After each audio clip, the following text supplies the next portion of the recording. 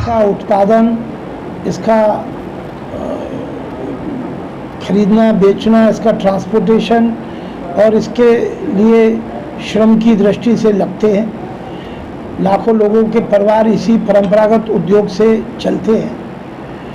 चूड़ी उत्पादन कार्य में चूड़ी जुड़ाई अपने आप में एक प्रमुख ऐसा हिस्सा है जिसको जुड़ाई करने वाले मजदूर भाइयों के लिए पिछले आज़ादी के बाद से कभी कोई मार्गदर्शी सिद्धांत नहीं था। मार्गदर्शी सिद्धांत को ऐसे बोल सकते हैं कि भाई इसमें कोई ऐसी बात नहीं थी कि भाई इस श्रमिक का ये वाला जो काम है उसके लिए इतना पैसा होना चाहिए। तो इसके कारण से हर साल के आगे पीछे हड़ताल होती थी और श्रमिकों के पक्ष से और इंडस्ट्री के पक्ष से और प्रशासन के पक्ष से लोग बैठकर इसका समझौता कराते थे। समझौते के अनुपालन में कई बार ऐसी समस्याएं आती थी कि जिसका बहुत ज़्यादा प्रभाव नहीं आ पाता था नीचे तक, और उसके लिए फिर होता ये था कि लंबे समय तक फिर आक्रोश फैलता था, फिर कभी हड़ताल होती थी या आपस में गतिरोध बना रहता था। तो अभी आज से 2 साल पहले जब एक बार बहुत हड़ताल लंबी चली तो वहीं पर बैठकर ये सब लोगों के बीच में ये बात तय हुई कि इसके लिए कोई सिद्धांत बने। तो इसके लिए फिर हमने श्रम विभाग से टाइम एंड मोशन स्टडी जो कानपुर से होती है वो करवाई। उन लोगों ने गली गली जाकर चूड़ी जुड़ाई के जो श्रमिक है उनके काम करने का समय, उसमें लगने वाले लोगों की संख्या, कई बार परिवार की महिलाएं हैं काम भी करती हैं और चूड़ी जुड़ाई के काम में भी अपना हाथ बटाती हैं, बहुत सवेरे के समय वो काम होता है, बहुत सारी चीज़ें जो होती हैं उनकी सबकी स्टडी हो। उसके बाद एक त्रिपक्षीय कमेटी का निर्माण कराया गया जिसमें प्रशासन और कारखाने के स्वामी और श्रमिक नेताओं के जो यूनियन है उनके विभिन्न समूह के लोग, ऐसे 5 और श्रम विभाग, उसमें कई दौर की वार्ता चली और उसके बाद ये एक निर्णय पर पहुंचा गया कि भाई इसमें लगभग 3,000 रुपये का रेट हो। इसको फिर शासन में करवाना, जो काम कभी हुआ नहीं है उसको करवाना अपने आप में काफ़ी मुश्किल काम है। इसका गजट हुआ, महामहिम राज्यपाल जी के यहाँ से इसको गजट नोटिफिकेशन हुआ, पूरे न्याय विभाग की इसमें सारी भूमिका रही। तब जब ये गजट हो गया इसका तो उसमें एक बात का विशेष ध्यान रखा गया कि पहली बार इसमें श्रमिकों का वर्गीकरण किया गया। अभी तक क्या था कि अगर मान लीजिए, समझाने के लिए कह रहा हूँ कि हमने 3,000 रुपये दिया तो 3,000 में से किसको क्या देना है वो खुला हुआ नहीं था। तो देने वाला कई बार जिसको जितना मिलना है उतना भी नहीं मिल पाता था। तो इस बार ये किया गया कि 3,000 रुपये सैकड़ा का है तो उसमें 1,300 रुपये सैकड़ा जुड़ाई का है, 850 रुपया झलाई का है, 500 रुपया छटाई का है, 200 रुपया चकलाई का है, 150 रुपया पल्लेदारी का है, ऐसे करके। अब यह है कि ये जो जियो है, ये जियो भविष्य में जो सबसे निचले स्तर का मजदूर है उसको भी अधिकार संपन्न बनाता है। अब ये 6 मई को लागू हुआ, कोरोना चल रहा था, इंडस्ट्री बंद थी, अब धीरे धीरे काम ढर्रे पे आए तो उसको लागू करने के लिए ये क्रिया भी ज़मीन पर चालू हुई। कोई भी नया जियो लागू होने के समय इसको होना तो ये चाहिए था कि आपसी समझबूझ के साथ बैठकर और इसका निर्णय निकाला जाता, जबकि इसमें जानबूझकर शरारतपूर्ण ढंग से, देखिए कारखाने भी शहर की रीढ़ की हड्डी हैं और कारखानों का काम करने वाले मजदूर भाई भी उसका धड़कने वाला दिल है। अगर कारखाने नहीं रहेंगे तो मजदूर क्या करेंगे, और मजदूर नहीं होंगे तो कारखाने कैसे चलेंगे। लेकिन ये तो परस्पर सामंजस्य की चीज़ है, इसमें लड़ाई झगड़े की नौबत कहाँ आती है। अब कुछ लोगों ने इसको लड़ाई झगड़े में तब्दील कर दिया और विषयांतर कर दिया। एक पक्ष ये कहने लग गया कि भाई हम इसमें ये लागू नहीं हो रहा, या हमारे नाम से हमारा विरोध कराना शुरू कर दिया। जबकि ये सब लोग जानते हैं कि पीछे समाजवादी पार्टी की भी सरकार रही, बसपा की भी सरकार रही, आज तक कभी ऐसा जियो लागू नहीं हुआ। लेकिन हमारा जिलाधिकारी महोदय के माध्यम से और आप सबके माध्यम से एक बात का कहना है, किसी भी पक्ष को नीचा दिखाने से काम नहीं चलेगा।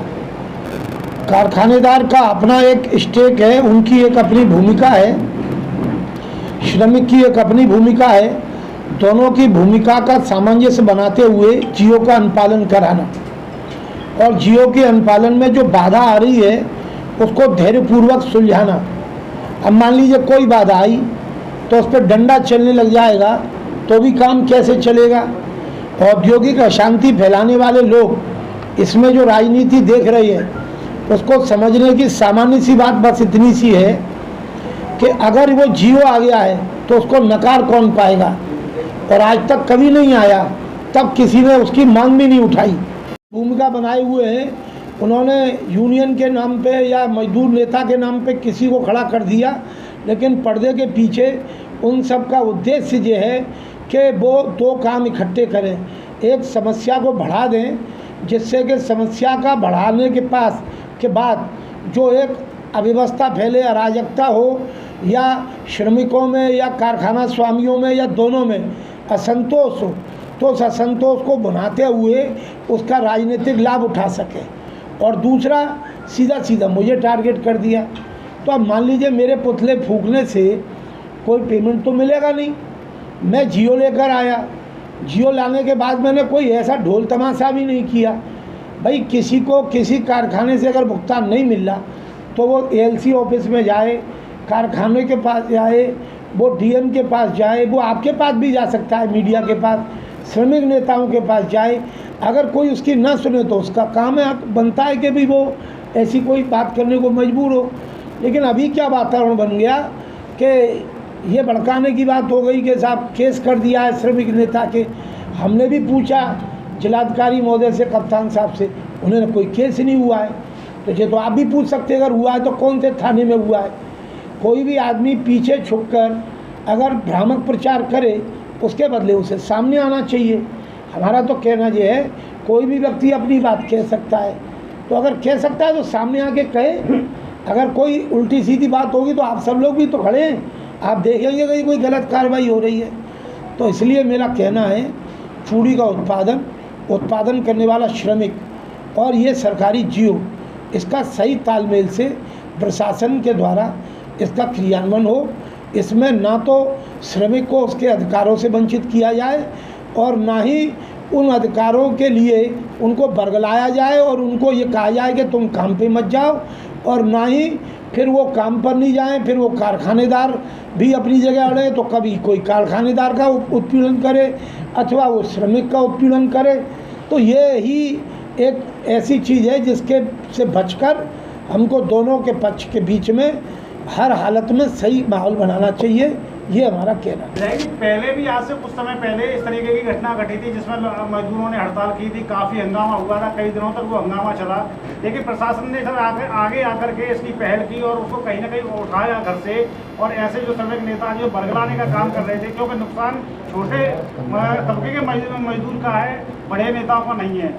क्या फिर माना जाए कि कहीं ना कहीं प्रशासन की ये कहीं ना कहीं ऐसा है कि हल्के में दिया जा रहा है, जिसके चलते ये लोग इस तरीके का उत्पाद मचा रहे हैं? देखिए, उत्पाद के लिए मेरा फिर ये कहना है कि हमारा फोकस इस उत्पाद करने के पीछे की जो जड़ है उसको ख़त्म करना होना चाहिए। मेरा अपना मानना है, जो मेरा प्रशासन से भी अनुरोध है कि उसको जो श्रमिक है उसका और उसको सेवा योजक है जो कारखानेदार है उसके बीच में एक सौहार्दपूर्ण वातावरण बनाना चाहिए। उसके निर्माण के लिए प्रशासन को सुरक्षा की दृष्टि से औद्योगिक इकाइयाँ भी चलती रहें, श्रमिकों के साथ भी कोई गुंडागर्दी नहीं हो, कोई भी गलत बात नहीं हो, एक अच्छे वातावरण में उनका भुगतान हो, तो कोई मुद्दा है ही नहीं।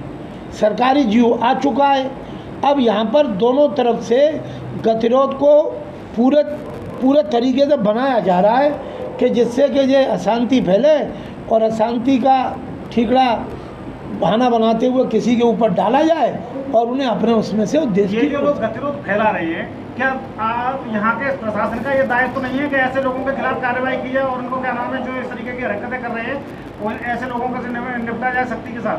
पहले तो निपटने से पहले अगर हम जो मुख्य मुद्दा है कि भुगतान हो जाए, काम चले, तो कोई मुद्दा ही नहीं रहेगा। फिर अगर कोई कुछ कहेगा भी तो कह नहीं पाएगा, और कहेगा तो प्रशासन अपनी कार्रवाई करे।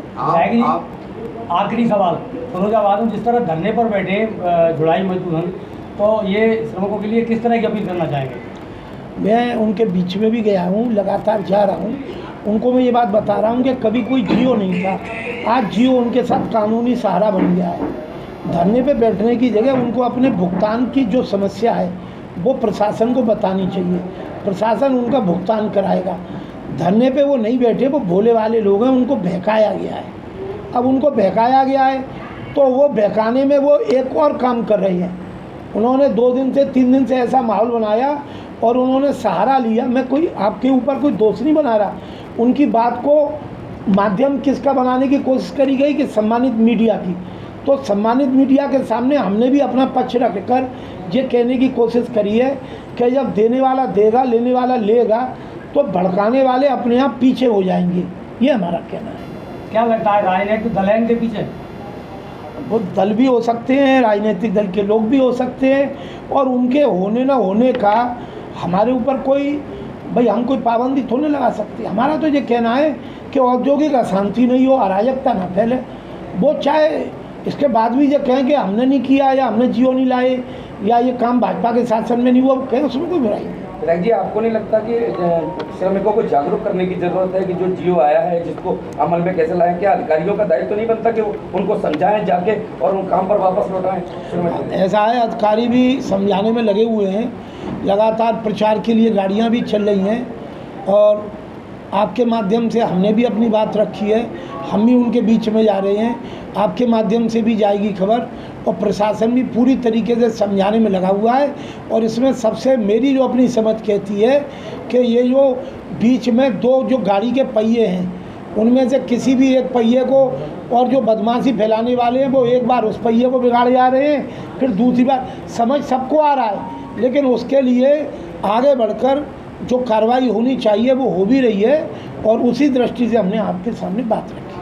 कहीं ना कहीं चुनाव आने वाले हैं, क्या आपको या आपकी पार्टी को कहीं धूमिल करने की कहीं स्थिति दिखाई देती? देखिए, चुनाव आने से पहले ये सब बातें होती हैं, और जो लोग करते हैं उनको करने का अधिकार भी है। अब कुछ नहीं है करने को तो यही तो होगा, तो हम इसको बुरा भी नहीं मान रहे, लेकिन ये तो हकीकत ही है कि यही 6 महीने में आप देखिएगा जाने क्या क्या और बातें।